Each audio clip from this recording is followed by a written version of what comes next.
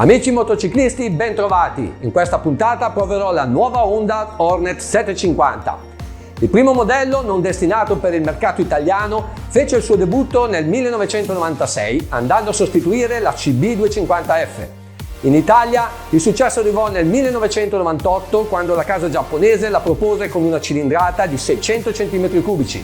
Di fatto, in molti giovani italiani se ne innamorarono per le sue linee morbide, per il suo motore sportivo e per il prezzo decisamente contenuto. Nel 2002 arrivò una versione con motore da 900 cm3 derivato dalla più sportiva e performante CBR 900RR. La più apprezzata rimase comunque la 600, la quale dopo diversi aggiornamenti venne ritirata dal mercato nel 2013. Quest'anno Honda rilancia la sfida riproponendola con un motore bicilindrico fronte marcia da 750 cm3. Scopriamole insieme dopo la sigla!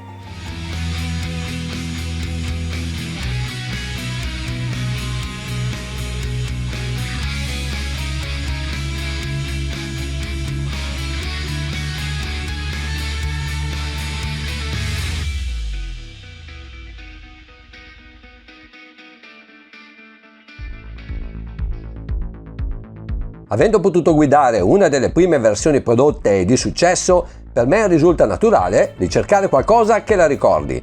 In verità con la prima versione non condivide nulla. Se nell'estetica può rievocare vagamente l'ultima versione prodotta nel 2011, in sé la percepisco una moto totalmente diversa. La prima cosa su cui trovo una marcata differenza è la ciclistica. Questo nuovo modello più leggero, reattivo e agile nei cambi di direzione consente una manovrabilità più facile per chiunque. Il vecchio calabrone era decisamente più goffo. La sua poca reattività e precisione, dovuta a una taratura delle sospensioni tendenzialmente più morbida, però veniva ripagata da un maggior comfort. Di fatto su questa nuova versione l'assetto è piuttosto sostenuto. Ora più sportivo, questo assetto minimizza i trasferimenti di carico nelle forti accelerazioni come nelle frenate. Per contro, superando le asperità più accentuate, si perde qualcosa in precisione. La forcella è una Showa a steli rovesciati da 41 mm, la sua escursione è di 130 mm. Nessuna regolazione è prevista su questo compartimento. Il mono lavora per mezzo di un leveraggio ProLink.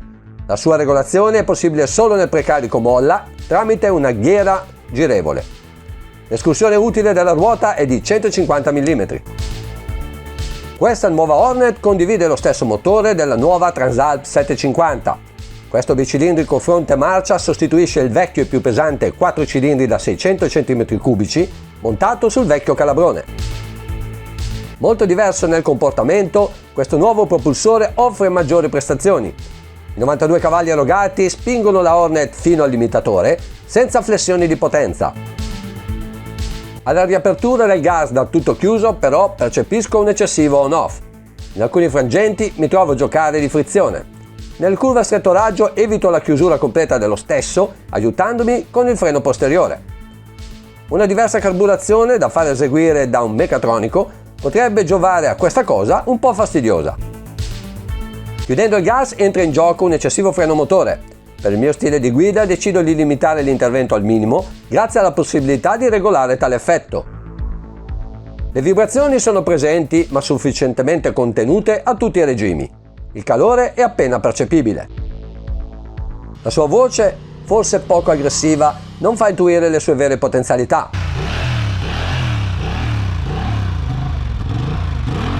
Il suono del vecchio 4 cilindri era per me più accattivante.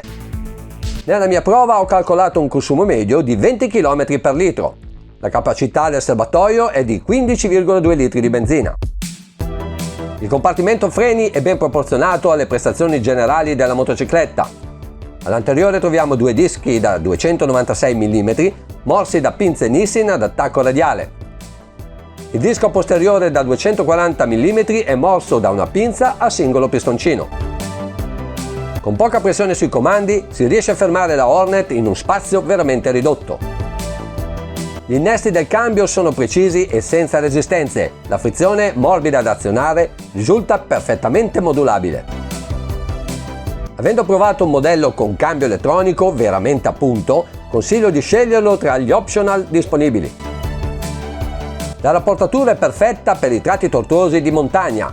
Si possono effettuare dei sorpassi senza dover passare necessariamente a una marcia inferiore. Negli ultimi anni le Naked hanno un'impostazione sempre più sportiva e poco adatta al trasporto di un passeggero. La nuova Hornet non fa eccezione. Il lungo e comodo sellone non c'è più e in alternativa troviamo la sella sdoppiata ad altezze differenziate. Per il passeggero manca un qualsiasi appiglio a cui aggrapparsi. Il pilota invece ha poco da lamentarsi. La sella risulta spaziosa e ben imbottita e il busto non è troppo flesso in avanti. Il manubrio decisamente più largo di quello presente sulle vecchie versioni consente un'ottima manovrabilità in tutti i frangenti. Le gambe non sono troppo piegate anche perché ha una statura superiore al 1,80 m.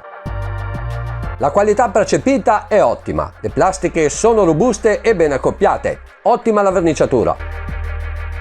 I blocchetti sono semplici e ben fatti. Per richiamare le varie funzioni bisogna familiarizzare un poco con gli interruttori. Gli specchietti offrono una buona visibilità e non vibrano. Il cupolino è disponibile come optional. Indipendentemente dalla sua efficacia nel proteggere dall'aria, la sua presenza completa il frontale donandole un look più accattivante. L'impianto di illuminazione è completamente a LED. Il proiettore anabagliante illumina efficacemente la strada. Anche il display da 5 pollici è il medesimo riscontrato sulla nuova Transalp 750. Le informazioni sono sempre ben leggibili.